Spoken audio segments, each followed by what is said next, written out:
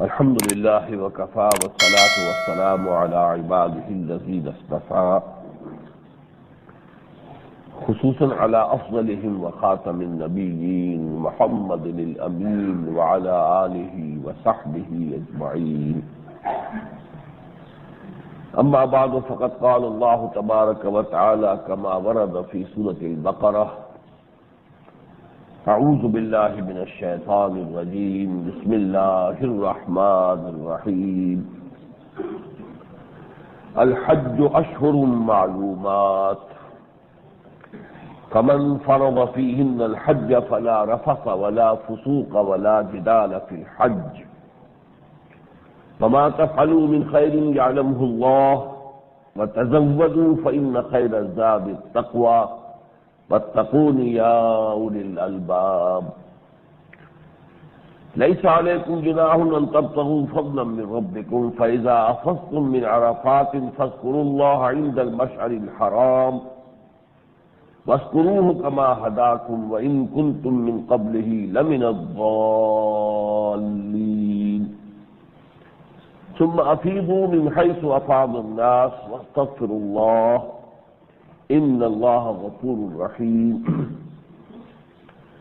فإذا قضيتم مناسككم فاذكروا الله كذكركم آباءكم أو أشد ذكرا. فمن الناس من يقول ربنا آتنا في الدنيا وما له في الآخرة من خلاق ومنهم من يقول ربنا آتنا في الدنيا حسنة وفي الآخرة حسنة وقنا عذاب النار. أولئك لهم نصيب مما كسبوا والله سريع الحساب. واذكروا الله في أيام معدودات فمن تعجل في يومين فلا إثم عليه ومن تأخر فلا إثم عليه لمن اتقى واتقوا الله واعلموا أنكم إليه تحشرون. صدق الله العظيم.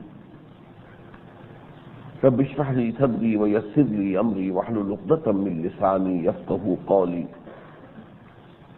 اللهم ربنا ألهمنا رشدنا وأعذنا من شرور أنفسنا. اللهم أرنا الحق حقا وارزقنا اتباعه وأرنا الباطل باطلا وارزقنا اجتنابه. آمین یا رب العالمین. حضرات، آپ کو معلوم ہے کہ آج یوم حج اکبر ہے. نہیں مانا کہ سعودی عرب میں چاند کے حساب کے مطابق آج یوم عرفہ ہے، اور عرفہ حج کی جان ہے، حج کا اصل رکن ہے، رکن رکین. حضور نے فرمایا الحج العرفہ.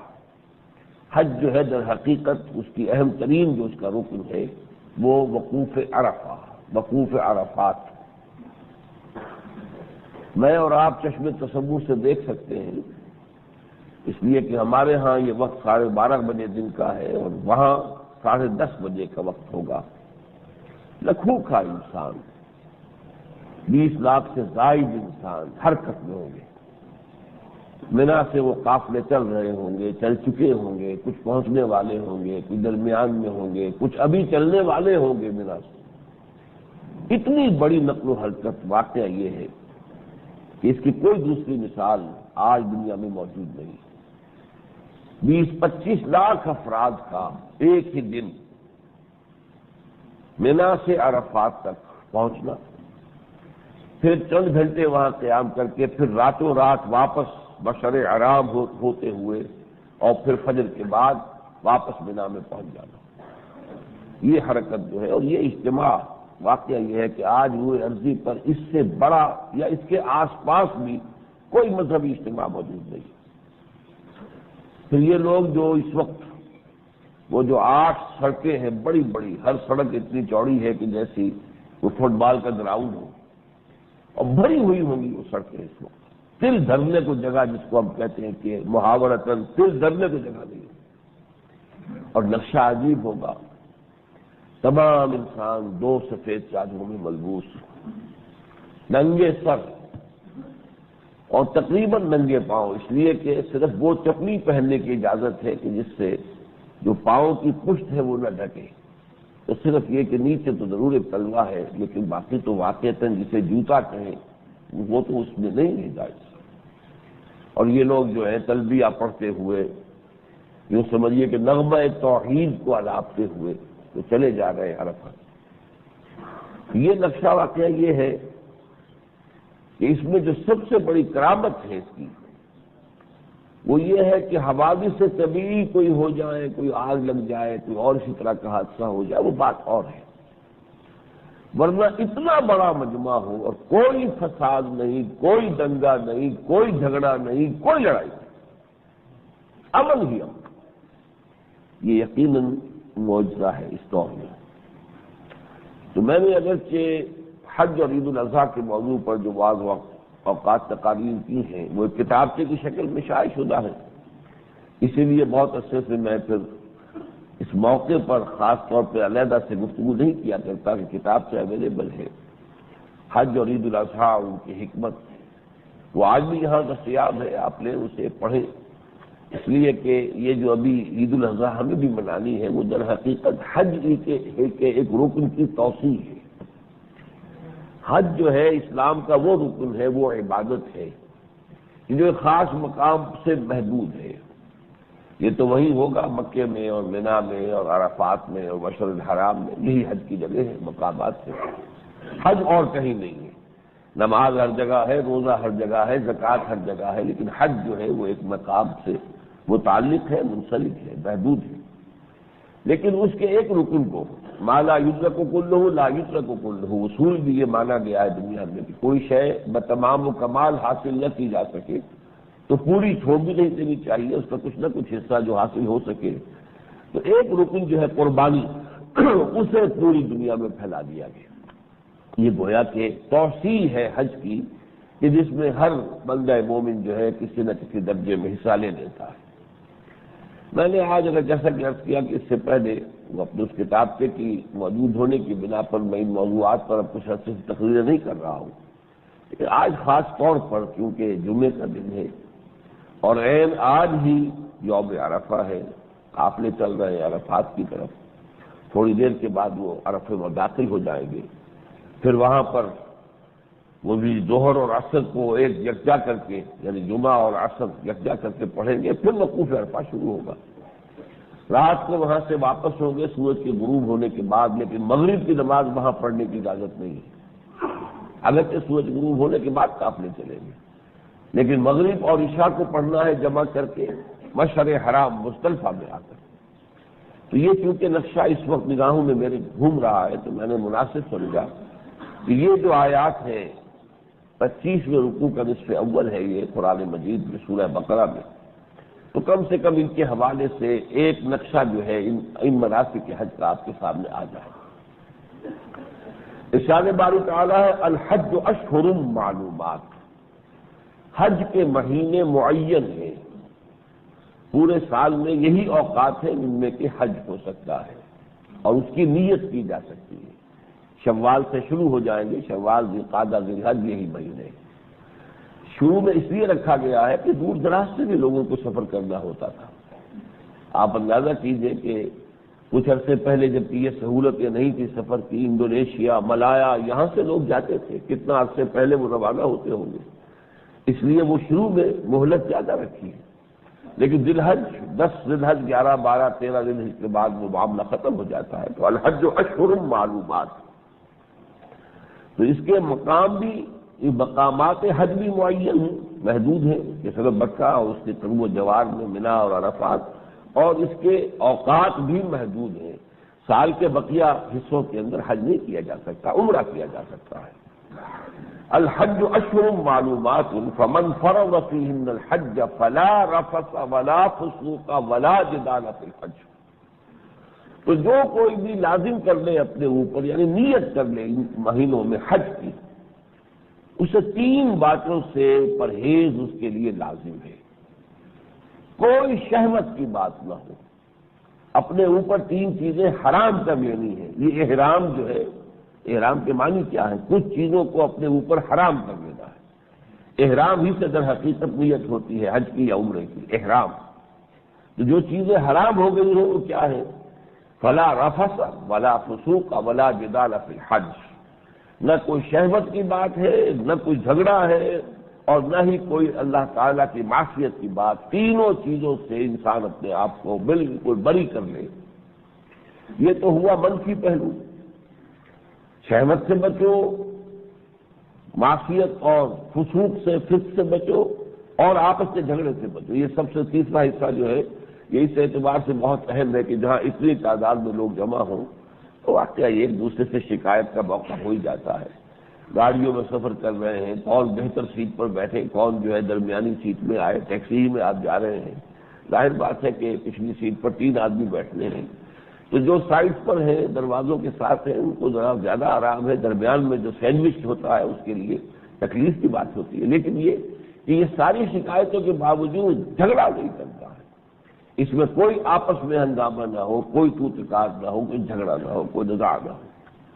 تو یہ منفی تو 3 چیزیں ہو گئی۔ پھر فرمایا وما تفعلوا من خیر یعلمہ اللہ، اب یہ کہ جو خیر بھی تم کرو گے وہ اللہ کے علم میں ہوگا، جو بھلائی، جتنے طواف کرو، جتنے نوافل پڑھو، جتنی تلاوت کرو، جتنا ذکر کرو، یہ تو تمہارے لیے کھلا میدان ہے۔ تو یہ تو گویا کہ نیکیوں کے لیے تو یہاں پہ کوئی اس کی لسٹ دینے کی ضرورت نہیں ہے، کوئی اس کی فہرست جو ہے وہ معین کرنے کی ضرورت نہیں ہے۔ پھر فرمایا وتزودوا فإن خیر الزاد التقوی، اور زاد راہ کا بندوبست کر لیا کرو۔ یہ اصل میں جیسے آج کل بھی بعض لوگوں پر یہ دھن سوار ہو جاتی ہے، حج کرنا ہے تو خیرات مانگ مانگ کے جمع کر رہے ہوتے ہیں، یا بہت ہی نامناسب جو ہے اپنے پاس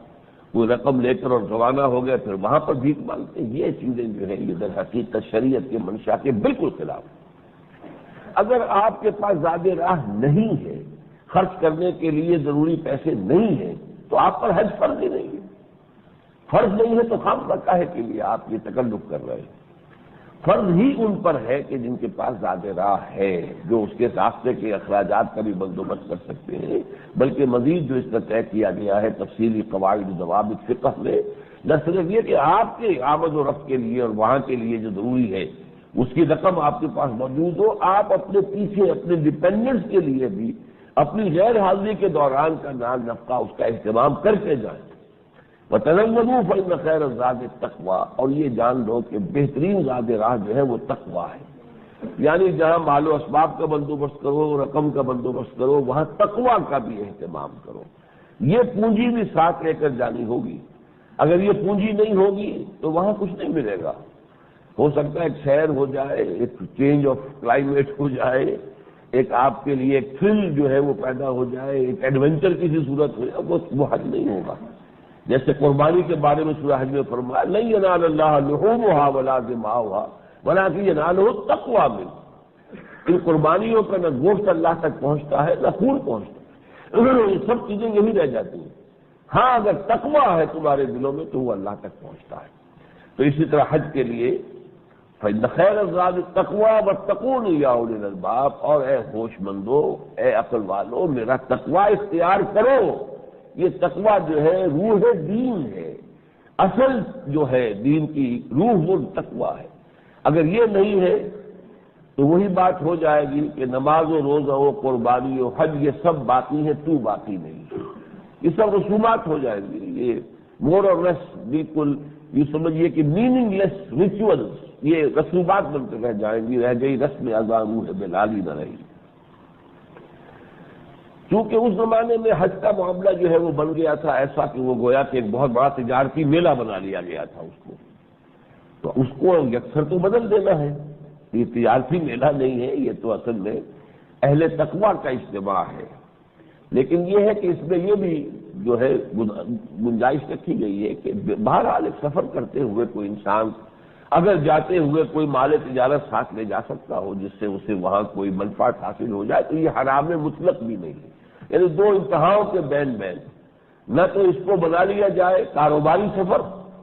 اور باقی چیزیں جو ہے اس کے تابع ہو جائے، ضمنی ہو جائے جو اصل مقصد ہے، نہ یہ ہو کہ اسے حرام مطلق سمجھ لیا جائے۔ فرمایا لیس علیکم جناح ان تبتغوا فضلا من ربکم، کوئی حرج نہیں ہے اگر تم اپنے رب کا کوئی رزق جو ہے تلاش کرو اس میں ضمنی طور پر۔ فَإِذَا أَفَضْتُم مِّنْ عَرَفَاتٍ، یہ جو قافلے اس وقت چل رہے ہیں عرفات کی طرف، شام کو ان کی واپسی ہوگی، تو جب تم واپس لوٹو عرفات سے، فاذکروا اللہ عند المشعر الحرام، تو اللہ کا ذکر کرو مشعر حرام کے پاس۔ رات گزارنی ہے مزدلفہ میں، یہ تقریباً درمیان میں ایک مقام ہے، اور اب تو ظاہر بات ہے بڑا اہتمام وہاں ہو گیا ہے کہ بجلی کے بڑے بڑے قمقمے ہیں، پورا میدان روشن ہوتا ہے، لیکن اس سے پہلے تو یہ کہ گھپ اندھیرا ہوتا تھا، اسی میں رات گزارنی ہوتی تھی، اور جا کر وہاں پر مغرب اور عشاء کی نماز پڑھنی ہوتی تھی، اور پھر فجر کی نماز پڑھ کر وہاں سے روانہ ہو کر میقات کی واپسی تھی۔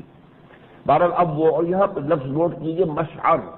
یہ بھی وہی ہے جس سے شاعر کے لفظ بنے۔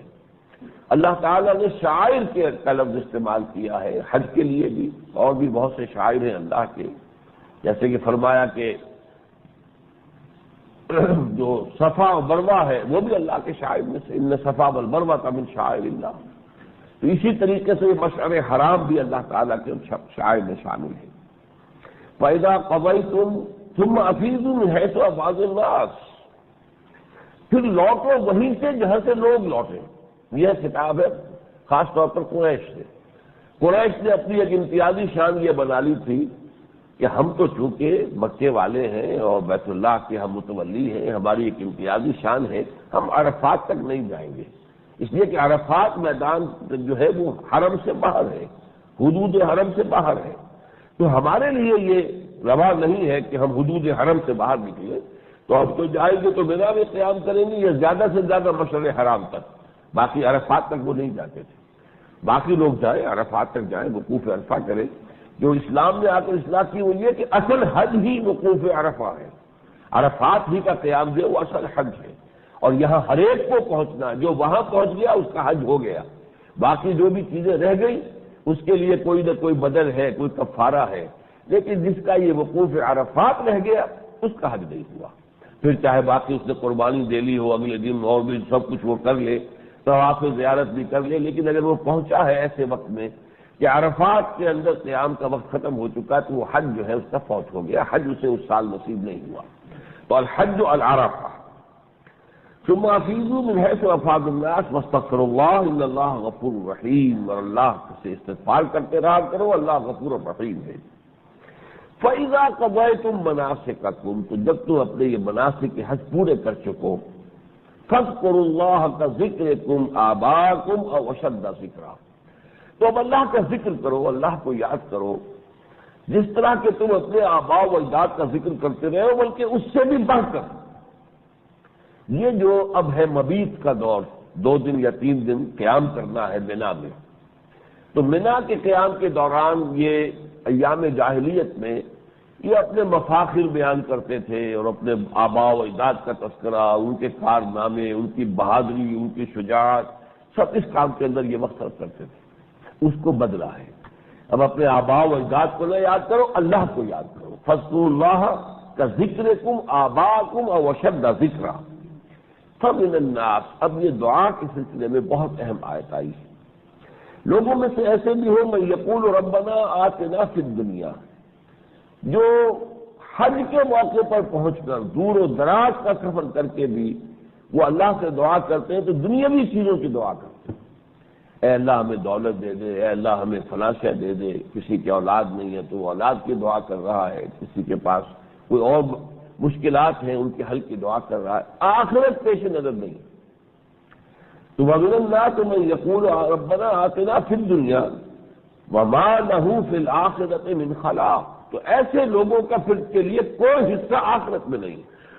جب آخرت مطلوب نہیں، آخرت مقصود نہیں، آخرت کی اہمیت نگاہوں کے سامنے ہے ہی نہیں، اللہ تعالیٰ سے مغفرت طلب ہی نہیں کر رہے، جنت کا سوال ہی نہیں کر رہے، جہنم سے چھٹکارا پانے کی استدعا ہی نہیں کر رہے، تو ظاہر بات ہے کہ پھر ایسے لوگوں کا کوئی حصہ آخرت میں نہیں۔ اس کے برعکس کچھ لوگ ایسے بھی ہیں، اللہم ربنا اجعلنا منہم ومنهم من يقول ربنا آتنا في الدنيا حسنة وفي الآخرة حسنة وقنا عذاب النار، جو یہ کہتے ہیں کہ اے رب ہمیں عطا فرما دنیا میں بھی بھلائی اور آخرت میں بھی بھلائی، اور ہمیں بچا لے آگ کے عذاب سے۔ یہ دعا جو ہے خاص طور پر حج کے لیے خاص کر دی گئی ہے، چنانچہ جب طواف ہوتا ہے بیت اللہ کا اور اس میں 7 چکر لگتے ہیں تو یہ جو خاص ایک جگہ ہے اہم ترین کہ جہاں حجر اسود ہے جس کونے میں اور اس کے بالمقابل رکن یمانی کہلاتا ہے، اس کے دوران جو طواف کے آدمی جب گزر رہا ہوتا ہے تو یہی دعا مانگنا جو ہے یہ مسنون ہے۔ باقی پورے طواف میں جو چاہے دعا مانگے، اس کے اوپر پوری طریقے سے اسے آزادی حاصل، جو چاہے دعا مانگے، لیکن اس حصے میں آ کر جو اہم ترین ہے رکنین کے مابین، یعنی یہ وہ رکن وہ کونا کہ جو یمن کی طرف ہے رکن یمانی، اور وہ کونا کہ جس میں حجر اسود نصب ہے، ان دونوں کے مابین یہی دعا ہے ربنا آتنا فی الدنیا حسنۃ وفی الآخرۃ حسنۃ وقنا عذاب النار۔ البتہ یہ دنیا کا جو حسنہ ہے اس کے بارے میں کچھ مغالطے لوگوں کے ذہن میں ہیں۔ دنیا کا حسنہ اگر آپ محض مجرد دولت کو سمجھ لیں، دنیاوی اعتبار سے جو نعمتیں شمار ہوتی ہیں بالعموم انہیں کو ذہن میں رکھیں تو یہ مغالطہ ہوگا۔ دولت ہو لیکن ساتھ ہی نعمت ہدایت ہو تو دولت بھی نعمت ہے ورنہ نہیں۔ ہدایت اگر نہیں ہے تو ظاہر بات ہے کہ دولت آپ کو مل جائے گی تو آپ گلچھرے اڑائیں گے، کچھ آپ جو ہے اسے عیاشیوں میں صرف کریں گے یا اس کو اسراف اور تبذیر میں یعنی شیطانوں کے بھائی بن کر اس کا مصرف کریں گے، تو وہ دولت آپ کے لیے زحمت بن گئی، رحمت نہ ہوئی، نعمت نہ ہوئی۔ لہذا کوئی بھی نعمت دنیاوی ہے، اولاد ہے، اولاد کے ساتھ ہدایت بھی اللہ تعالیٰ دے تاکہ اولاد کی تربیت اس طور سے کرے کہ وہ اللہ کے بندے بن کر اٹھے، متقی بندے بن کر اٹھے، اللہ کے دین کے سپاہی بن کر اٹھے، تو وہ گویا کہ اس کے لیے سب سے بڑا توشہ آخرت بن جائے گا۔ یہ تو وہ ہے صدقہ جاریہ کہ ان کے ذریعے سے جہاں جہاں کوئی خیر پہنچے گا اس کا ثواب جو ہے اسے بھی ملتا رہے گا۔ لیکن اولاد ہے اور ہدایت نہیں ہے، آپ نے اولاد کی صحیح پرورش نہیں کی، صحیح تربیت نہیں کی،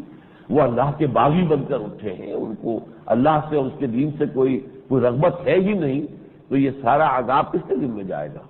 اس کی پوری ذمہ داری جو ہے وہ کس پر آئے گی؟ اگر آپ نے پوری محنت کی، کوشش کی، اپنی سی جو آپ کر سکتے تھے کوئی آپ نے کسر نہیں چھوڑی، پھر بھی اگر کوئی شخص ہے کہ جس کی طبیعت ہی کے اندر جو ہے وہ ٹیڑھ ہے، کجی ہے، تو ہمیں معلوم ہے کہ حضرت نوح علیہ السلام کا بھی ایک بیٹا جو ہے وہ ان کی نگاہوں کے سامنے غرق کیا گیا، یہ دوسری بات ہے۔ لیکن اگر آپ کی کوتاہی ہے، آپ نے اس کے اندر اپنا فرض ادا نہیں کیا ہے تو پھر ذمہ داری آپ پر ہے۔ تو یہ حسنہ جو ہے دنیا کا، وہ بھی عام دنیا دار آدمی کا جو تصور ہے حسنات دنیاوی کا یا جو نعمتیں ہیں دنیا کی، اس سے ذرا ہٹ کر بات سمجھیے کہ نعمت ہدایت لا کے نعمتوں کے ساتھ تب وہ نعمت ہوگی، ورنہ وہ نعمت نہیں ہے، بلکہ وہ تو گویا کہ عذاب الہی کے مقدمات میں سے شمار ہوگی، جس کو استدراج کہا جاتا ہے ہمارے ہاں علمی اصطلاح میں، کہ اللہ چیزیں دیتا ہے تاکہ رسی اور دراز ہو، یہ اور کھل کھیلے اور بدماشیاں کرے اور اس کے اندر کی جو خباثت ہے اور کھل جائے، اور دولت دو اس کو اور اس کے لیے ساز و سامان جو ہے آپ فراہم کر دو تاکہ اس کے اندر کی خباثت جو ہے پوری ظاہر ہو جائے۔ یہ استدراج ہے۔ اگر ہدایت آپ کے پاس نہیں ہے اور یہ چیزیں آپ کو فراوانی سے مل رہی ہیں تو یہ نعمتیں نہیں ہیں، یہ تو اللہ تعالیٰ کے عذاب کا در حقیقت ذریعہ ہے، یہ استدراج ہے۔ تو فرمایا وَمِنْهُمْ مَن يَقُولُ رَبَّنَا آتِنَا فِي الدُّنْيَا حَسَنَةً وَفِي الْآخِرَةِ حَسَنَةً وَقِنَا عَذَابَ النَّارِ أُولَٰئِكَ لَهُمْ نَصِيبٌ مِّمَّا كَسَبُوا، یہ وہ لوگ ہیں جن کو حصہ ملے گا ان کی کمائی میں سے، یعنی مجرد وہاں دعا کر لینے سے کچھ حاصل نہیں ہو جائے گا، اس دعا کے ساتھ اپنا عمل، اپنا کسب، اگر کسب خیر نہیں ہے تو کہاں سے مل جائے گا؟ اللہ تعالیٰ نے تو یہ دنیا جو ہے اس کی زندگی کو دارالامتحان بنایا ہے، یہاں تو کرو گے تو اس کا پھل پاؤ گے۔ حضور نے فرمایا صلی اللہ علیہ وسلم الدنیا مزرعۃ الآخرہ، دنیا آخرت کی کھیتی ہے، یہاں بو گے تو وہاں کاٹو گے، یہاں تم نے کانٹے بوئے ہیں تو وہاں تمہیں پھل کہاں سے مل جائیں گے؟ وہ کانٹے ہی ملیں گے۔ ہاں یہاں اگر تم نے پھل جو ہے کاشت کیے ہیں اور پھلوں کے اور پھولوں کے پودے لگائے ہیں اعمال صالحہ کے اعتبار سے تو پھر وہاں اس کے ثمرات تمہیں ملیں گے، لہلہاتے ہوئے باغات تمہیں تیار ملیں گے۔ اب دنیا مزرعۃ الآخرہ، یہ کھیتی ہے، یہاں بو گے تو وہاں کاٹو گے، لہذا نصیب مما کسبوا، اور یہ بھی ساری نیکی ہر شے جو ہے اس کے بارے میں یقین نہ رکھو کہ اس کا اجر مل جائے گا. ہو سکتا ہے کہ کہیں اس میں خلوص کی کوئی کمی آ گئی ہو، اور وہ خلوص کی کمی جو ہے اس کے درجات کے اندر کمی کر دے یا اس کی نفی کر دے. اگر خالص جو ہے وہ ریاکاری شامل ہو گئی تب تو نفی ہو جائے گی. جیسے آپ کو معلوم ہے ریاضی میں بڑی سے بڑی رقم جو ہے زیرو سے ضرب کھائے گی تو زیرو ہو جائے گی. تو اگر ریاکاری کا مسئلہ ہے تو ساری نعمتیں اور ساری آپ نے جو بھی نیکیاں کمائی ہیں وہ سب کی سب زیرو سے ہو کر زیرو. لیکن یہ کہ یہ بھی ہوتا ہے کہ سمت ایسے ہی غیر شعوری طور پر کہیں کوئی کمی رہ جائے تو اس کمی کا حساب کتاب بھی اللہ کے یہاں کے کمپیوٹرز جو ہیں ان میں کوئی کوتاہی نہیں ہے. وہ تو ہر عمل کا پورا پورا تجزیہ. آج کو معلوم ہے کہ ایسی مشینیں کمپیوٹرز ہیں کہ آپ یہ خون کا ایک قطرہ رکھیے اور وہ کمپیوٹر سب کچھ بتا دے گا. اس میں یہ شوگر اتنی ہے اور اس میں فلاں یہ ہے اور فلاں یہ ہے اور کیلشیم اتنا ہے اور پوٹاشیم، ہر شے وہ کمپیوٹر ہے وہ بتا رہا، پورا تجزیہ کر کے بتا رہا. تو ہر عمل کا تجزیہ، اس میں للہیت کتنی تھی، اس میں خلوص کتنا تھا، اس میں واقعتاً آخرت کا اجر و ثواب جو ہے اس کے طلب کتنی تھی، یہ سارا کچھ بتا دے گا. اس لیے فرمایا واللہ سریع الحساب. تمہیں یہ بڑا مشکل معلوم ہوتا ہے کہ ایک ایسے حساب کتاب ہوگا، ایک انسان کے ساری زندگی کے 80 برس کے فرض جو اس نے گزارے ہیں دنیا میں، اس کے ایک ایک عمل کا کہاں حساب کتاب ہوگا، کہاں وہ ریکارڈ ہوگا، یہ ساری چیزیں محفوظ ہوں، پھر ان کا حساب کتاب کیسے ہوگا، جمع تفریق کیسے ہوگی. فرمایا واللہ سریع الحساب. تم گمان نہیں کر سکتے. آج کسی درجے میں ہم سمجھ سکتے ہیں کہ کیسے حساب جو ہے اس والے میں سارا کچھ آپ کے سامنے آ جائے. بڑی سے بڑی جو ہے کوئی وہ جو سم ہے وہ آپ کے سامنے آ جائے گی، صرف بٹن دبانا ہے اور وہ ضرب بھی کھائی گئی، تقسیم بھی ہو گئی، سب ہو گیا، جمع تفریق سارے مراحل سے گزر کر اور وہ حاصل آپ کے سامنے آئے محض بٹن دبانے. تو اللہ تعالیٰ تو بہت اس سے کہیں بڑھ کر واللہ سریع الحساب، اللہ تعالیٰ حساب لینے میں بہت تیز ہے. اس کو کہیں کوئی سستی اور کہیں کوئی اس کے لیے کوئی کمی نہیں ہے. وَاذْكُرُوا اللَّهَ فِي أَيَّامٍ مَّعْدُودَاتٍ، اور اللہ کو اس کا ذکر کرو گنتی کے چند دنوں میں. یہ ہے وہ جو ظاہر بات ہے کہ آج تو وہاں وقوف عرفہ ہے، کل یوم النحر ہوگا. ہمارے ہاں تو پیر کے روز یوم النحر آئے گا اور اتوار کو عرفہ ہوگا. بہرحال وہاں کے حساب سے کل جو ہے ان کا یوں کہیے کہ عید قربان ہے، یوم النحر ہے، اور وہ سخت ترین دن ہوتا ہے. وقوف عرفہ والا دن تو اس اعتبار سے سخت ہے کہ سفر جو ہے یہ بڑا سخت ہو جاتا ہے، سیڑھی کی چال چلنا پڑتا ہے منا سے لے کر عرفات تک، جبکہ یہ 20 لاکھ 25 لاکھ افراد چل رہے ہوتے ہیں مسلسل، اور پھر دھرنے کو جگہ نہیں ہوتی ان 8 سڑکوں پر جو اتنی چوڑی ہونے کے باوجود، جس کو کہا جاتا ہے کہ وہ ذاقت بہم الارض بما رحبت، اپنی ساری کشادگی کے باوجود زمین ان پر تنگ ہو جائے گی، تو وہ تنگ ہو چکی ہوتی ہیں سڑکیں. لیکن یہ کہ یہ جو اگلا دن ہے کل کا ان کے لیے یہ سخت ترین دن ہے. مزدلفہ سے چل کر پہنچنا ہے، پھر سب سے پہلے ایک رمی کرنی ہے، پھر اس کے بعد قربانی کا مرحلہ ہے، پھر یہ کہ حلق ہے یا قصر ہے جو بھی کرے، حلق جو ہے وہ افضل ہے. تین مرتبہ حضور نے فرمایا اللہ تعالیٰ رحم فرمائے ان محلقین پر کہ جو اپنے سروں کو منڈواتے ہیں. پھر نہا دھو کر کپڑے پہن کے پھر جانا ہے مکے طواف زیارت کے لیے. تو یہ سخت ترین دن ہوتا ہے. اس حوالے سے پھر جو ہے اس کے بعد 2 یا 3 دن کا قیام ہے مزید، وہ ہے مینا میں اللہ کی یاد کے لیے. اس کا ذکر اب یہاں ہو رہا ہے وَاذْكُرُوا اللَّهَ فِي أَيَّامٍ مَّعْدُودَاتٍ. اور یہ اس اعتبار سے بہت اہم ہے کہ 23واں رکوع جو سورہ بقرہ کا ہے جس میں پہلا حکم آیا ہے روزے کا، وہاں بھی یہ معدودات کا لفظ آیا ہے، ایام معدودات. یا ایھا الذین آمنوا کتب علیکم الصیام کما کتب علی الذین من قبلکم لعلکم تتقون. ایام معدودات یہ گنتی کے چند دن ہیں. یہ معدودات جو ہے یہ 30 دنوں پر اس کا اطلاق ہو ہی نہیں سکتا، یہ تو 9 سے کم پر آئے گا. اور اس میں یہاں پہ بھی دیکھا آپ نے 2 یا 3 دن، چنانچہ فرمایا فمن تعجل فی یومین فلا اثم علیہ. جو 2 دن قیام کر کے مبیت منا جو ہے 2 دن اس نے کیا اور آ گیا وہ بھی ٹھیک ہے، کوئی حرج نہیں. فلا اثم علیہ، اس کے لیے کوئی اس میں کوئی گناہ نہیں ہے. ومن تاخر، اور جو ایک دن اور ٹھہر گیا، ایک دن اس نے مزید وہاں پر لگایا، 3 دن کا مبیت کیا ہے، فلا اثم علیہ، اس پر بھی کوئی حرج نہیں، کوئی گناہ نہیں. لمن اتقی، دونوں حالتوں میں چاہے 2 دن کا قیام کیا چاہے 3 دن کا، اصل شے جو ہے کہ جو اللہ کے ہاں شرط قبولیت کا ذریعہ بنتی وہ تقویٰ ہے۔ تقویٰ ہے اور 2 دن میں قیام کر کے آدمی آ گیا تب بھی ٹھیک ہے، تقویٰ ہے اور 1 دن اور ٹھہرا تب بھی اور ٹھیک ہے، بلکہ نور نور ہے۔ وَاعْلَمُوا أَنَّكُمْ إِلَيْهِ تُحْشَرُونَ، جان لو کہ بالآخر تمہیں اللہ ہی کی طرف جمع کیا جانا ہے۔ جیسے یوم عرفہ کو کہا گیا ہے کہ یہ بھی در حقیقت میدان قیامت کا ایک نقشہ ہے کہ جو دکھا دیا جاتا ہے اس دنیا میں، اسی طریقے سے پوری نوع انسانی از آدم تا آخری ابن آدم جو قیامت تک ہوگا وہ سب کے سب کھڑے ہوں گے میدان حشر میں اسی طریقے سے۔ اور ان میں سے آپ کو معلوم ہے جو اہل ایمان ہوں گے جن کو کہ کفن کے ساتھ دفن کیا گیا تھا، تو ان کے تو وہی 2 چادریں ہوں گی کہ جن کو لیے ہوئے وہ کھڑے ہوں گے میدان حشر میں، جو نقشہ کے اس درویشی کا وہ انداز کہ جو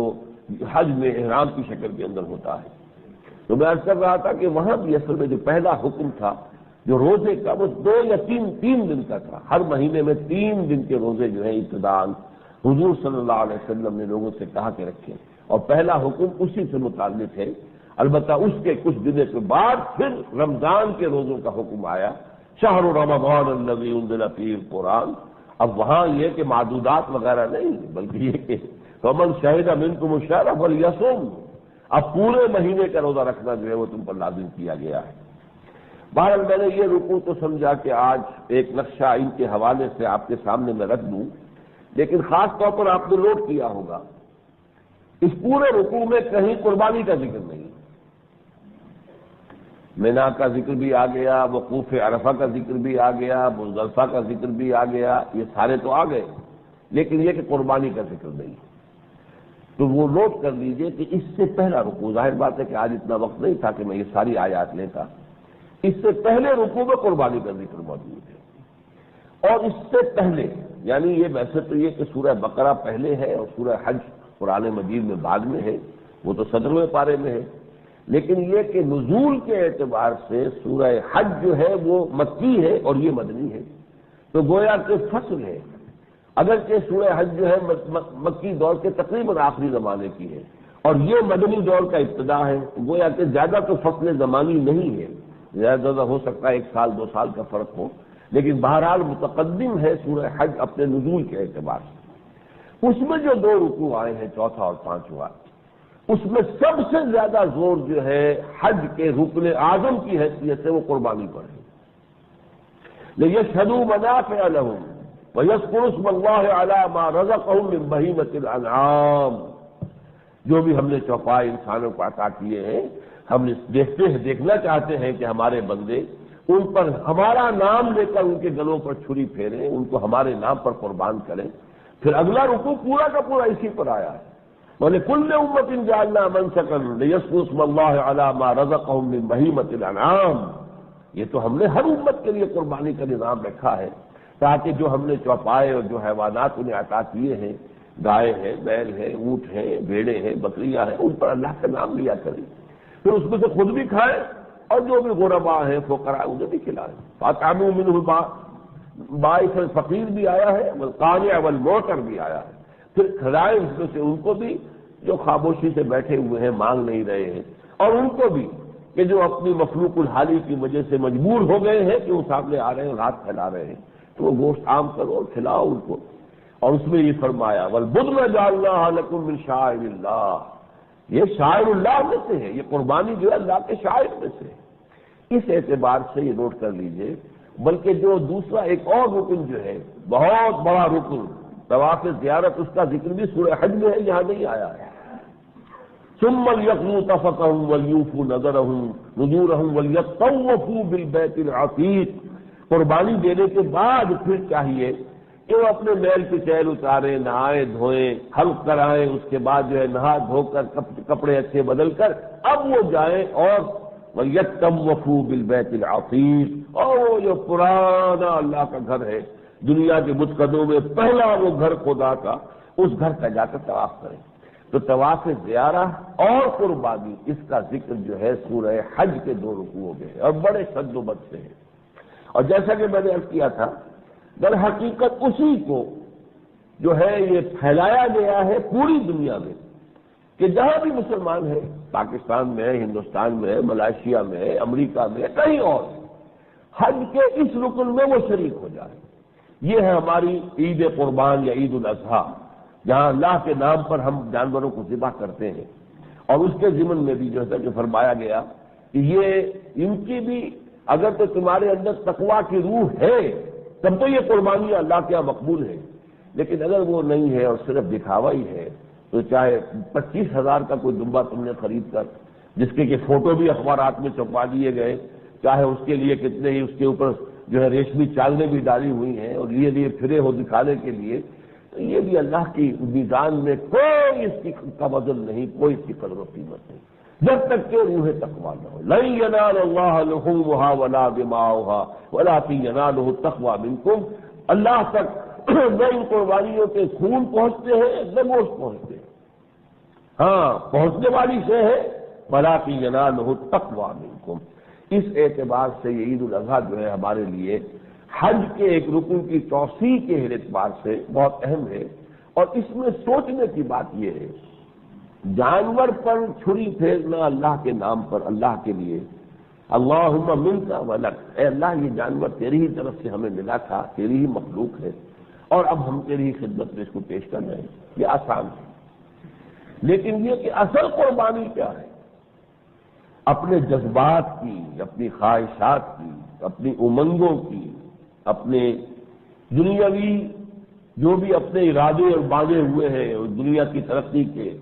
اللہ کے دین کی جد و جہد کے لیے ان کو کاٹنا، ان کو ذبح کرنا، ان امنگوں کے اوپر، ان کی گردنوں کے اوپر جو ہے چھری پھینکنا،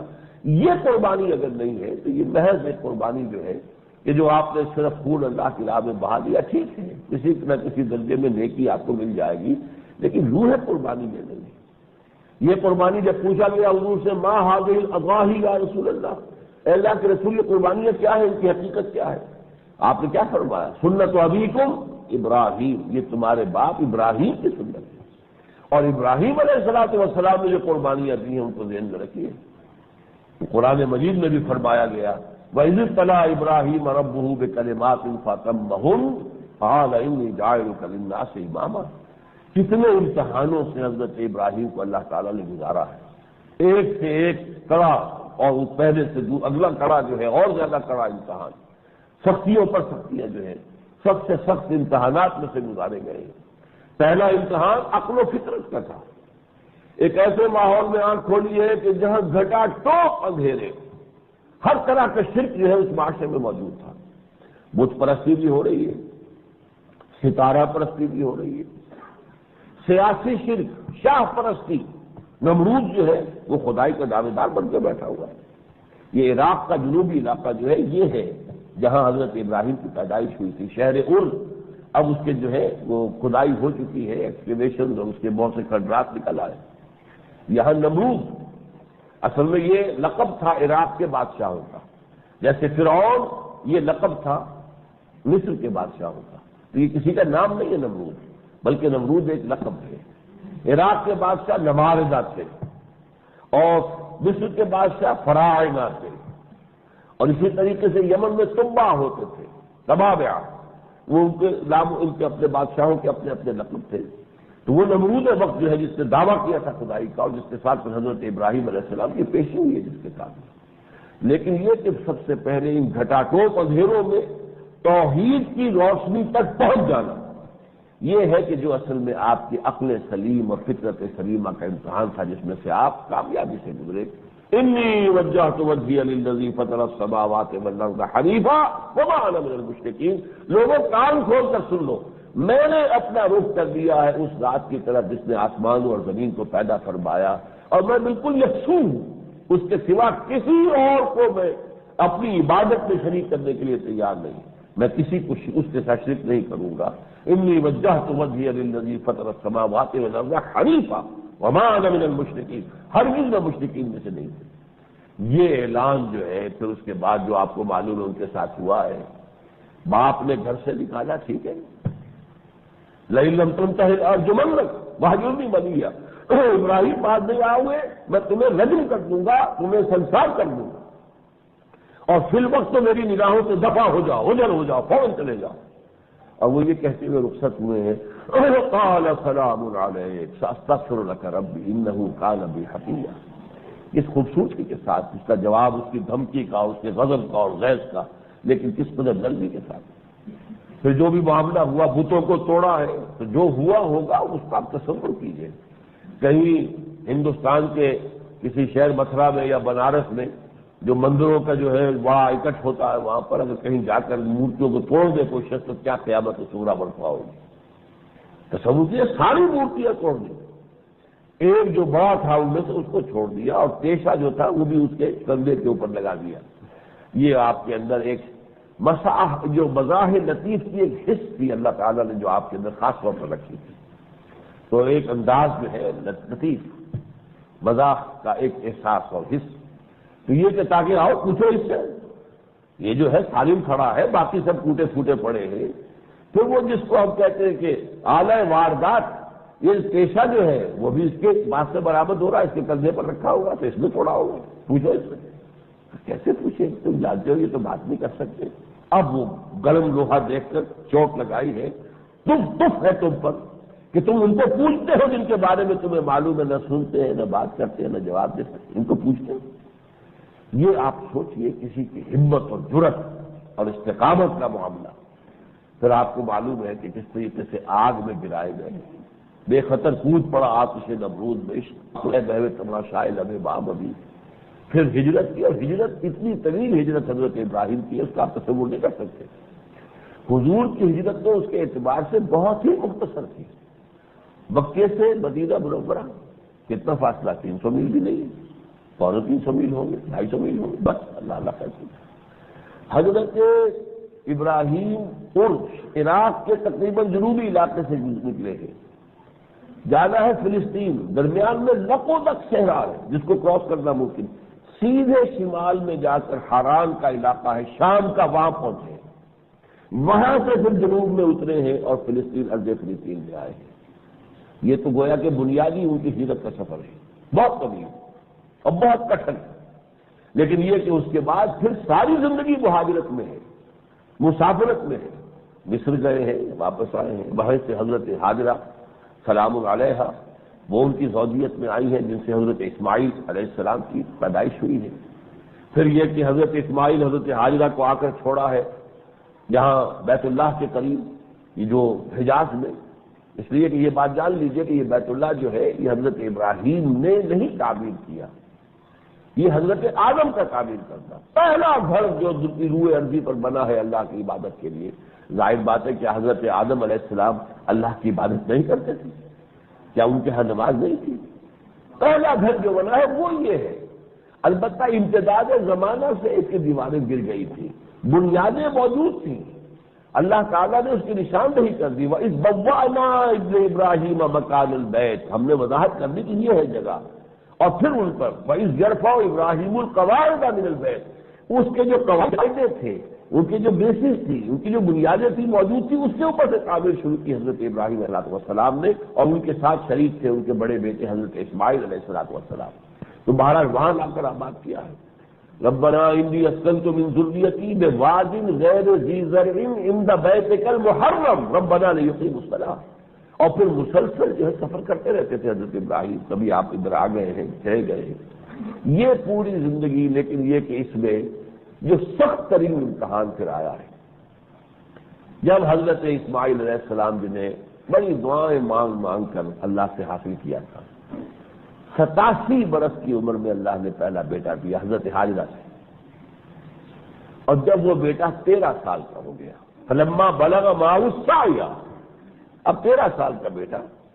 اور یہ کہ عرب کے حالات کا تصور کیجئے، وہاں جلدی ہی جوان ہوتے ہیں بچے، 13 سال کا یہ سمجھیے گبرو جس کو کہنا چاہیے، جوان ہے اب اسماعیل، اور فلما بلغ معه السعی، اب وہ ان کے ساتھ بھاگ دوڑ میں، ہاتھ بٹانے میں شامل ہوئے، ان کے اندر دست و بازو بن گیا ہے۔ اب آخری امتحان ہے، بوڑھا 100 برس کا ابراہیم علیہ السلام، 100 برس کا بوڑھا، اور ایک بیٹا اللہ نے دیا ہے وہ 13 برس کا ہے۔ آخری امتحان، کہیں بیٹے کی محبت ہماری محبت پر غالب تو نہیں آ گئی؟ اس کے بعد وہ معاملہ آیا ہے کہ قرآن مجید میں انی ارا فی المنام انی اصبحک فانظر ماذا تری، اے بیٹے میں دیکھ رہا ہوں خواب میں، بار بار دیکھ رہا ہوں۔ ایک رات دیکھا ہے تو کوئی اشتباہ رہ گیا ہوگا، پھر دوسری بات تیسری بات، انی ارا فعل مضارع اسی لیے آیا، انی رہے تو نہیں، انی ارا میں دیکھ رہا ہوں، میں بتائے دیکھ رہا ہوں، بار بار دیکھ رہا ہوں، اپنے خواب کی حالت میں نیند میں کہ بچے ذبح کر رہا ہوں۔ اور ظاہر بات ہے نبی کا خواب جو وہی ہوتا ہے، فانظر ماذا تری، اور وہ بیٹا جو ہے، اسی لیے لفظ حلیم آیا ہے حضرت اسماعیل کے لیے۔ حضرت اسحاق کے لیے قرآن مجید میں صفت علیم آتی ہے، صاحب علم، لیکن حلیم صاحب حلم یہ شان جو ہے حضرت اسماعیل کی ہے کہ بیٹے نے کہا کہ ابا جان کر گزریے جو بھی آپ کو حکم ہو رہا ہے، یا ابت افعل ما تؤمر ستجدنی انشاءاللہ من الصابرین۔ یہ ہے وہ قربانی کے بوڑھے باپ نے اوندے منہ لٹایا ہے زمین پر، اس لیے کہ بہرحال چہرہ سامنے نہ ہو چھری چلاتے ہوئے، اس حد تک صرف اپنے جذبات کی رعایت کی ہے کہ اوندے منہ زمین پر لٹا کر چھری چلائی ہے۔ یہ دوسری بات ہے کہ وہ چھری جو ہے اس نے کوئی کام نہیں کیا، اور آگے ندا اللہ تعالیٰ کی یا ابراہیم قد صدقت الرؤیا انا کذالک نجزی المحسنین، بس ہو گئی، تمہارا امتحان ہو گیا، تم کامیاب ہو گئے۔ یہ ہے وہ قربانیوں کا سلسلہ حضرت ابراہیم کی زندگی میں، اور یہ ہے وہ امتحانات کا ایک سلسلہ جس میں سے آپ گزرے ہیں۔ تو صرف ایک قربانی یادگار کے طور پر بنا لینا رسم کے یہ نہیں، غور کریں جس طرح ان کی زندگی تھی وہ پوری زندگی اللہ کے لیے گزری ہے، ایک ہی یوں سمجھیے کھوٹا ہے جس سے بندھے ہوئے، باقی ہر شے سے تعلق ٹوٹ سکتا ہے، باپ سے ٹوٹ سکتا ہے، قوم سے ٹوٹ سکتا ہے، قبیلے سے ٹوٹ سکتا ہے، وطن سے ٹوٹ سکتا ہے، ہر شے سے تعلق منقطع ہو سکتا ہے، اللہ سے تعلق منقطع نہیں ہو سکتا۔ یہ ہے اسوہ ابراہیم، ملت ابیکم ابراہیم و سنت ابیکم ابراہیم۔ تو اللہ تعالیٰ ہمیں توفیق دے کہ ہم اسی جذبے کے ساتھ، اسی روح کے ساتھ یہ قربانی کی عید منائیں، قربانی دیں، تو اپنے دلوں میں یہ عزم تازہ کر لیں کہ جس طرح ہم اس بکرے کو یا میڑے کو اللہ کی راہ میں قربان کر رہے ہیں، اسی طرح اپنی خواہشات، اپنی امنگیں، اپنے ولولے، ہو سکتا ہے زندگی میں بڑے بڑے محل تعمیر کر لیے ہو خیالی، یہ کاروبار کروں گا تو پھر ایسے ہو جائے گا، اور یوں کروں گا، اور یہ میں امتحان پاس کروں گا تو فلاں جگہ یہ کام ہو، لیکن یہ کہ جب انسان کو سوچنا پڑتا ہے کہ اگر اللہ کے دین کے لیے وقت نکالنا ہے تو اب یہاں سے کچھ کٹوتی کرنی پڑے گی۔ بڑا پیارا شعر ہے مولانا حالی کا، جوش جوانی گھٹ گیا، ذوق پیری بڑھ گیا، جوش جوانی گھٹ گیا، اب عصا بنوائیے نخل تمنا کاٹ کر۔ یہ تمنا جو ہے، تمنا امانی، اس کے میں سے کچھ تراشو اور اس میں سے کوئی عصا بناؤ اپنے بڑھاپے کے لیے۔ تو اسی طریقے سے سمجھیے کہ اپنی دنیاوی امنگوں کی قربانی دے کر انسان پھر اللہ کے دین کے لیے وقت نکال سکتا ہے، محنت کر سکتا ہے، جد و جہد کر سکتا ہے۔ ورنہ اگر وہ دنیاوی امنگیں اور دنیاوی آرزوئیں جو کہ کوئی جوان رہیں، سارا وقت اس میں لگ جاتا ہے، ساری توانائیاں وہاں تک ہو جاتی ہیں، بالکل بڑھاپے میں آ کر جب کسی کام کے نہ رہے، اب اس کے بعد مسجد کے اندر جو ہے اپنی ایک جگہ بنا لی اور سمجھے کہ بہت بڑا جو ہے دینداری کا اور بڑا تقویٰ کا معاملہ ہم نے اختیار کر لیا ہے، جب کوئی کچھ نہیں رہا، کھوکھلے ہو چکے، تو اس سے تو کچھ حاصل نہیں ہے۔ بہرحال اللہ تعالیٰ مغفرت فرمائے، اس وقت بھی اگر کسی کو تنبہ ہو جائے اور یہی ہو کہ کم سے کم پچھتاوا ہو کہ زندگی کس کام میں گزار دی، ہم کن کاموں میں لگے رہے، تو اللہ تعالیٰ بخش دے گا۔ لیکن یہ کہ ضرورت اس عمل کی ہے کہ جبکہ ابھی ہاتھ پاؤں چل رہے ہیں، جسم و جان میں توانائی ہے، اندر عزائم ہے، ولولے ہیں، امنگیں ہیں، اس وقت ان امنگوں کا رخ بدلا جائے، ان کو دنیا کی طرف سے ہٹا کر اور عاقبت کی طرف، اللہ کی طرف موڑا جائے، اور اس کو یوں سمجھیے کہ اصل قربانی کی روح یہ ہوگی۔ بہرحال یہ جو قربانی ہے اس کے ضمن میں ایک واقعہ یاد رکھیے کہ حضور صلی اللہ علیہ وسلم نے اپنے دست مبارک سے 63 اونٹ ذبح کیے تھے، نحر کیے۔ اونٹ کو لٹا کر جو ہے ذبح نہیں کیا جایا کرتا، بلکہ اونٹ کو کھڑا کرتے، جیسا کہ قرآن مجید میں بھی نقشہ کھینچا گیا ہے، بَالْبُدْنَ جَعَلْنَاهَا لَكُم مِّن شَعَائِرِ اللَّهِ، یہ جو ہے اللہ کے شاعر میں سے فَاذْكُرُوا اسْمَ اللَّهِ عَلَيْهَا صَوَافَ، ان کو صفوں میں کھڑا کر کے ان پر اللہ کا نام لو۔ کھڑے اونٹ کے یہ اس جگہ پر برچھا مارا جاتا ہے تاکہ یہ جو بڑی شریان ہے اس میں سے خون کا فوارہ چھوٹتا ہے، اور جب کافی خون بہہ جاتا ہے اور پھر وہ نقاہت کی وجہ سے زمین پر گرتا ہے اور ایک پہلو پر آ جاتا ہے، تو اس کو کہا فیضا وجبت جنوبھا، جب ان کا پہلو جو ہے وہ زمین پر ٹک جائے پھر ظاہر بات ہے پھر اب آپ اس کے گوشت کے ٹکڑے کیجیے اور کھائیے، فکلوا منھا واطعموا القانع والمعتر۔ تو اس اعتبار سے 63 اونٹ حضور نے اپنے دستے مبارک سے ذبح کیے۔ 100 اونٹ لے کر حضرت علی آئے تھے حجۃ الوداع کے موقع پر یمن سے رضی اللہ تعالی عنہ۔ ان 100 میں سے 63 گویا کہ حضور نے اپنی حیات دنیاوی کے ہر سال کا ایک جو ہے قربانی کا معاملہ کر دیا۔ ظاہر بات ہے اس دوران میں تو نہ تو حج کا موقع آیا تھا، اب آپ کو معلوم ہے وہ جو حج کبھی اس ایام جاہلیت میں ہوگا وہاں کیا شکل تھی کیا نہیں تھی، اور اس کے بعد بھی آپ کو معلوم ہے کہ حضور نے تو حج ایک ہی کیا ہے، اگرچہ سن 8 میں مکہ فتح ہو چکا، اس کے فوراً بعد حج تھا، آپ نے حج نہیں کیا۔ سن 9 میں بھی آپ نے قافلہ بھیج دیا حضرت ابوبکر رضی اللہ تعالیٰ عنہ کے زیر عمارت، اور حج ہوا ہے، حضور نہیں گئے۔ آپ نے تو ایک ہی حج کیا حجۃ الوداع، اور اسی حج میں پھر آپ نے گویا کہ اپنے پورے سال پوری زندگی کے سال گن کر اور گویا کہ ان کی ایک ایک سال کی ایک ایک قربانی اللہ کے حضور پیش کر دی۔ بقیہ 37 اونٹ جو ہے پھر حضرت علی نے ذبح کیے۔ اور اس میں جو خاص طور پر بات آتی ہے جو قابل ذکر ہے کہ ویسے تو یہ کہ اونٹوں کو بدکنا چاہیے، ایک اونٹ کھڑا ہوا ہے اس کے سامنے، اس کی نگاہوں کے سامنے جو ہے ایک جو ہے وہ برچھا مارا گیا ہے، لیکن نہیں، حال یہ تھا، یہ ہے اللہ تعالیٰ نے جو حیوانات میں بھی حص رکھی ہوئی ہے جس کو ہم نہیں جانتے، ہمیں اس کا اندازہ نہیں ہے۔ جیسے کہ وہ جو ایک تنا تھا سوکھا ہوا تنا درخت کا، جبکہ حضور کے لیے ابھی ممبر نہیں تھا مسجد نبوی میں، تو وہ تنا تھا اس سے آپ ٹیک لگا کر خطبہ دیا کرتے تھے، لیکن جب پھر ممبر بن گیا، حضور جب ممبر پر آپ تشریف فرما ہوئے اور آپ نے خطبہ دینا شروع کیا تو اس تنے میں سے ایسی آواز آئی جیسے کہ بچہ بلک بلک کر رو رہا ہو۔ اسے یہ احساس ہوا کہ مجھے جو شرف حاصل تھا آج میں اس سے محروم ہو گیا کہ حضور صلی اللہ علیہ وسلم مجھ سے ٹیک لگایا کرتے تھے۔ تو یہ جو ہے حنین اس کو کہتے ہیں، اور یہ اس کا ستون آج بھی وہاں پر دکھا دیا جاتا ہے کہ یہ جگہ ہے جہاں پر کہ وہ ستون حنانہ جو ہے وہ اس جگہ پر تھا جہاں پر اب ایک اور کھڑا ہوا ہے، وہ پتھر کا جو ہے وہ کالم ہے، لیکن ستون حنانہ کی جگہ آج بھی معین ہے۔ وہ ستون جو بلک بلک کر رویا تھا اس وجہ سے کہ حضور جو ہے وہ ممبر پر تشریف فرما ہوئے اور اس سے ٹیک نہیں لگائی۔ اسی طرح اونٹوں نے بھی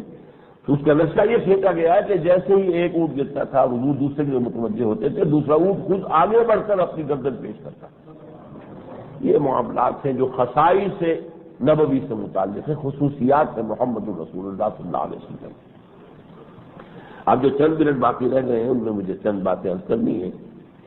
ایک تو یہ کہ مغرب سے بھی ایک اچھی خبر جو ہے ہمیں مل رہی ہے ان دنوں میں، اور وہ یہ کہ کوسوو کے مسلمانوں کی مدافعت میں نیٹو نے ایک یورپی ملک سربیا پر حملے کیے ہیں اور خاصی شدت کے ساتھ کیے ہیں۔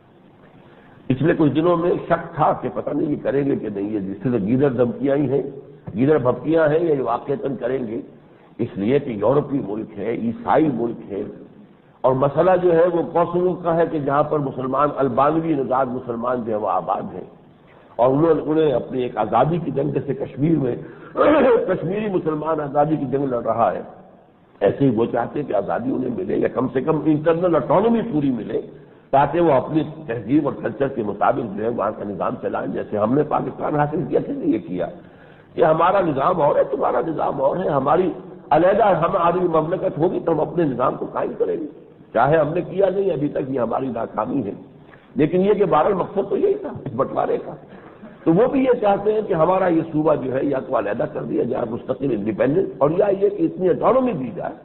کہ ہم اپنی مرضی کا نظام یہاں چلا سکیں۔ اس پر جو بھی کچھ خونریزی وہاں ہوئی، جس نے وہاں مسلمانوں کو سربین جو آرمی ہے اس نے قتل کیا، اس پر یہ کہ عالمی ضمیر کا بیدار ہو جانا ایک اچھی علامت ہے۔ ان کا جو بھی شر ہے وہ ہمیں معلوم ہے اور اس کا ہم تذکرہ کرتے رہتے ہیں، لیکن اگر کسی خیر کی کوئی خبر آئی ہے تو اس کا بھی پھر یہ کہ اعتراف کرنا میرے نزدیک ضروری ہے۔ میں نے اس ضمن میں اتفاقاً میں وہ ٹی وی کا گھما رہا تھا خبروں کے لیے، بی بی سی کی کچھ خبریں میں بالعموم دیکھتا ہوں، تو براہ راست نیو یارک سے بلکہ واشنگٹن سے کلنٹن کی تقریر نشر ہو رہی تھی، اور بڑی دلیلیں اس نے بڑی طویل تقریر کی تھی اپنی قوم کو آمادہ کرنے پر کہ ہمیں یہ کام کر گزرنا چاہیے، اور ایک بڑی اہم دلیل اس نے دی تھی ورنہ ہماری کریڈیبلٹی ختم ہو جائے گی، دنیا میں پھر ہماری کوئی حیثیت نہیں رہے گی اور ہماری کسی بات پر کسی کو کوئی اعتبار نہیں رہے گا۔ اور اس نے صاف کہا اپنی قوم سے اگر اس میں خطرات ہیں، اس لیے کہ سربیا کے پاس ایئر ڈیفنس سسٹم جو ہے وہ خاصا ڈیولپڈ ہے، گویا کہ وہ ہمارے طیاروں کو ٹارگٹ کر کے گرا بھی سکتے ہیں، نہ صرف طیارے بلکہ یہ کہ جو اس کے اندر جو پائلٹس ہوں گے ان کی بھی کوئی ہو سکتا ہے کہ ہمیں قربانی دینی پڑے، لیکن یہ کہ یہ سارا نقصان ہمیں برداشت کرنا ہے، اس لیے کہ اس کے مقابلے میں اگر ہم کچھ نہیں کرتے اور ایک ایتھنک کلینسنگ ہو جاتی ہے۔ کس اعتبار سے میں واقعہ یہ ہے کہ جب تقابل کرتا ہوں کہ آج سے 500 برس پہلے یورپ ہی کا یہ ہے جنوب مشرقی کنارہ، یہ جو علاقہ ہے یورپ کا جنوب مشرقی اینڈ ہے، اور جنوب مغربی جو اینڈ ہے یورپ کا وہ اسپین ہے، ہسپانیہ، جہاں مسلمانوں نے 800 برس تک حکومت کی۔ وہاں جو ایتھنک کلینسنگ ہوئی تھی آج سے 500 برس قبل، تو پوری دنیا کو پتہ بھی نہیں چلا کہ کیا ہوا، اور جس طریقے سے کہ وہاں ایک ایک بچہ مسلمانوں کا یا ہلاک کر دیا گیا، یا یہ ہے کہ آگ میں ڈالا گیا، یا یہ کہ پھر انہیں جہازوں کے اندر بھر کر اور ڈمپ کر دیا گیا شمالی افریقہ کے ساحل پر لا کر، پورے ہسپانیہ کو صاف کر دیا گیا مسلمانوں سے۔ یہ 500 برس پہلے ہوا تھا، لیکن آج یہ کہ بہرحال دنیا کے اندر ذرائع معلومات کا یہ نتیجہ ہے کہ ہمیں معلوم ہے، جب بوسنیا میں کچھ ہو رہا تھا تب بھی سامنے آ رہا تھا کہ کیا ہو رہا ہے، کوسوو میں اگر ہوا ہے تب بھی پوری دنیا کے سامنے آ گیا کہ کیا ہو رہا ہے، اور میں یہ سمجھتا ہوں کہ اس سے اندازہ ہوتا ہے کہ انسانیت کا ضمیر ابھی بالکل مردہ نہیں ہوا، کچھ نہ کچھ انسانیت جو ہے ابھی ان لوگوں میں بھی باقی ہے کہ جن کی جو ہے اپنی مصلحتیں ہر طرح کے اصولوں کو تو وہ نظر انداز کر جاتے ہیں، لیکن اس معاملے میں یہ ایک اچھی علامت سامنے آئی ہے۔ کاش کہ یہی معاملہ جو ہے امریکہ اور اس کے جو الائز ہیں وہ کشمیر کے معاملے میں اختیار کر سکے، کاش کہ یہی طرز عمل وہ فلسطین اور اسرائیل کے مابین اختیار کر سکے، لیکن وہاں کا آپ کو معلوم ہے کہ وہاں کا مسئلہ بالکل مختلف ہے۔ اسرائیل کو تو گویا کہ انہوں نے یہ سمجھا ہوا ہے کہ پورا امریکہ اس کی حفاظت کے لیے کمر بستہ ہے، اور وہ گویا کہ ہر قیمت پر اس کا ساتھ دیں گے، چنانچہ وہ ساری باتیں جو طے شدہ تھیں جس کے نتیجے میں یاسر عرفات نے یہ اعلان کر دیا تھا کہ اگر یہ اسرائیلیوں نے نہ مانا تو میں 4 مئی کو یونیلیٹرل ڈیکلریشن آف انڈیپینڈنس کرتے ہوئے اور ایک پیلسٹینین اسٹیٹ کا اعلان کر دوں گا، لیکن ادھر سے دھمکی گئی کہ نہیں ہم اس کو تسلیم نہیں کریں گے، کلنٹن کی طرف سے دھمکی گئی ہے، تو بیچارہ یاسر عرفات پھر پہنچا ہوا، اب کیا کریں، مجبوری ہے، جیسا کہ میں عرض کر چکا ہوں، اصل میں یہ مجبوری کی 12 میں عرض کر چکا ہوں، ہم نے اللہ کو چھوڑ دیا، اللہ نے ہمیں چھوڑا ہوا، اور جب اللہ نے ہمیں چھوڑا ہوا تو ظاہر بات ہے کہ کہیں اور سے ہمیں کسی طرح کا کوئی سہارا نہیں مل سکتا، جیسے کہ سورہ آل عمران کی آیت میں نے کئی دنوں پہلے کئی مرتبہ آپ کو سنائی ہے، ان ینصرکم اللہ فلا غالب لکم، اگر اللہ تمہاری مدد پر ہو تو کوئی تم پر غالب نہیں آ سکتا، وَإِن يَخْذُلْكُمْ، اگر اللہ تمہارا ساتھ چھوڑ دے فَمَنْ ذَا الَّذِي يَنصُرُكُم مِّن بَعْدِهِ۔ بہرحال یہ فلسطین اور کشمیر کا معاملہ جو ہے، خاص طور پہ کشمیر کے معاملے میں اب جو پے بپے خبریں آ رہی ہیں اس سے اندازہ ہوتا ہے کہ امریکی ایجنڈا جو ہے وہاں تدریجاً، بلکہ تدریجاً کا لفظ بھی شاید صحیح نہ ہو، بڑی تیز رفتاری کے ساتھ آگے بڑھ رہا ہے۔ روزنامہ خبریں نے جو ابھی حال ہی میں ایک سیمینار منعقد کیا ہے اسلام آباد میں، جس میں کہ مختلف کشمیری لیڈروں نے تقریریں کی ہیں، تو وہاں جو آل کشمیر حریت کانفرنس کا نمائندہ ہے محمد الطاف حسین، اس نے جو اعلان کیا ہے وہ بہت خوفناک ہے کہ ہماری آخری منزل آزادی ہے، پاکستان کے ساتھ اگر عارضی طور پر ہمارا الحاق ہو بھی گیا تب بھی وہ مستقل نہیں ہوگا، ہم تو آزاد رہنا چاہتے ہیں، خواہ اس کے لیے ہمیں پاکستان سے بھی جنگ کرنی پڑے، یہ الفاظ۔ بہرحال اس کی ذمہ داری تو اخبار کے اوپر ہے، نقل کفر نہ باشد اگر وہ غلط رپورٹنگ ہے، لیکن میں اس اخبار کو اس کی تو بڑی سرخی لگائی ہے، اس میں اوپر کی 4 کالوی سرخی جو ہے لگائی ہے خبریں۔ ویسے بھی بار بار تھنک ٹینک کی طرف سے امریکہ کے جو بار بار چیزیں آ رہی ہیں، اور یہ کہ ایسا محسوس ہوتا ہے کہ واقعتاً اب بھارت بھی کچھ تھک گیا ہے، سیاچین نے اسے بالکل عاجز کر کے رکھ دیا ہے، اور اتنے سالوں سے 6-7 لاکھ فوج کو ڈپلائیڈ پوزیشن میں تھا، کیونکہ جو یہ سمجھیے معیشت کے اوپر جتنا بڑا بوجھ ہے اس کا ہم اندازہ نہیں کر سکتے۔ تو محسوس ہوتا ہے کہ بھارت بھی اب مجبور ہو گیا ہے، اور ظاہر بات ہے کہ اگر اسے کچھ کرنا ہی پڑا تو وہ اس کو زیادہ پسند کرے گا کہ کشمیر جو ہے وہ UNO یعنی امریکہ کی جھولی میں ڈال دے، بجائے اس سے کہ وہ پاکستان کو دے۔ پاکستان کو دینا جو ہے وہ بھارت کے عوام کے لیے تقریباً یعنی ناقابل قبول ہے قطعاً، البتہ اگر یہ شکل کوئی بن جائے تو شاید وہ قوم جو ہے اس کی حکومت اپنے عوام کو تیار کر سکے۔ بہرحال یہ صورتحال ہے جو ہمارے سامنے آ رہی ہے۔ آخری بات یہ، وہ جو میں نے عرض کیا تھا کہ وہاں سے آئے تھے لوگ یہاں پر بسنت منانے کے لیے، ابھی وہ دوسرا تہوار جو تھا وہ تو یہاں آیا بھی نہیں ہے، ابھی اس کا بیساکھی کا جو آنا ہے، لیکن یہ کہ جو کرکٹ میچ ہو رہا ہے ایسٹ پنجاب میں ایک مقام پر، اس کے لیے 1000 ٹکٹ وہاں سے بھیج دیے گئے، اسپیشل گاڑی چلے گی، اور جو بھی ٹکٹ وہ خرید لے گا اس کو گویا کہ ویزا آج خود مل جائے گا، ویزا گارنٹیڈ ہے،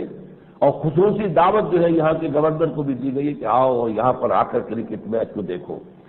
اسی طریقے سے جو ہندوستانی ایک ایکٹریس اور ایکٹر جو آئے ہیں، جو فضیلت ان کی ہوئی ہے،